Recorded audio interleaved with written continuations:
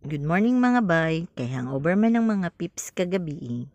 Nag-decide sila nga magluto og kinilaw. Kay naman mi tabon-tabon from Camiguin. Shout out kay Ate Menzi, salamat sa tabon-tabon. So now guys, si Cordapia nag-prepare na sa mga lamas. Kay si Sir nagpalit pa og isda tuwa sa gawas. So as you see, i-prepare lang niya ang mga lamas for kinilaw guys. Naami suha, luya, pipino, radish, ug ang amang tabon-tabon.